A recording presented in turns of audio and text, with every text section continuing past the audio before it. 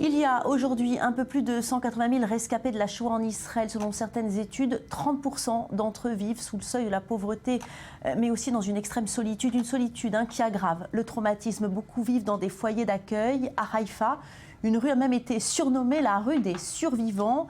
C'est là qu'ils ont élu domicile dans la pauvreté, le dénuement et la solitude. Regardez le sujet de Jonathan Serrero. Les habitants de Haïfa l'appellent la rue des survivants. C'est là qu'habitent une centaine de rescapés de la Shoah.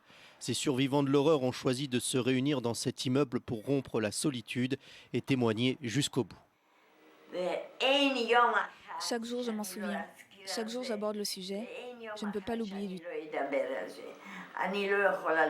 Dans cette rue ombragée et calme de la grande ville du nord d'Israël, il n'y avait à l'origine qu'un centre social qui fournissait des repas aux personnes âgées.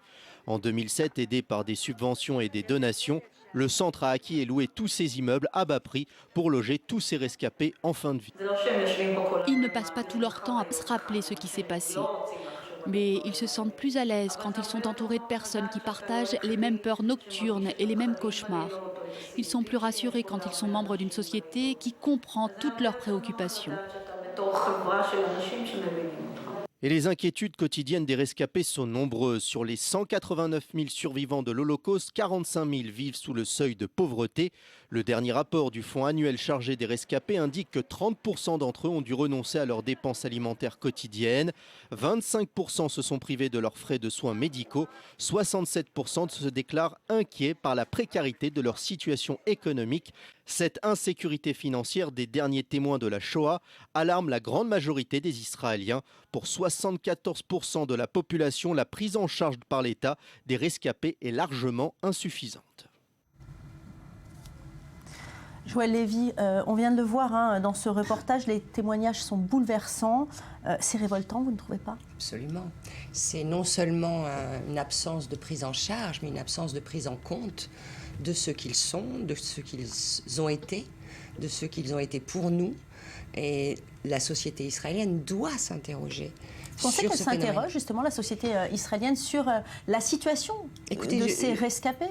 J'ai pas l'impression qu'on tienne compte de ce que cela signifie, parce que la grande majorité sûrement ont des familles et ont construit des vies, mais pour cela, ceux qui sont dans le dénuement, évidemment que le trauma a été beaucoup plus impactant, évidemment que leur situation de vie ne peut que les renvoyer. Quand on parle de nécessité de manger, immédiatement on est renvoyé au symbole de la faim. Ces personnes ont un vécu qui représente l'aberration. On n'a pas le droit de les laisser comme ça. Alors justement, là on parle du devoir de mémoire, mais s'il n'y a pas quelque chose de plus urgent selon vous, l'éthique? Absolument. Et un devoir éthique par rapport à eux. L'éthique et puis la pérennité de qui nous sommes.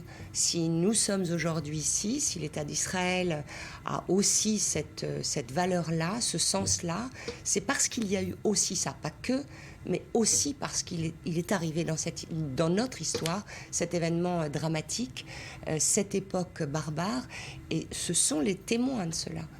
Maurice, on dit rescapé, mais ils n'aiment pas du tout ce terme-là, cette définition-là. Ils préfèrent survivants. Oui, ils n'apprécient pas du tout qu'on les nomme rescapés.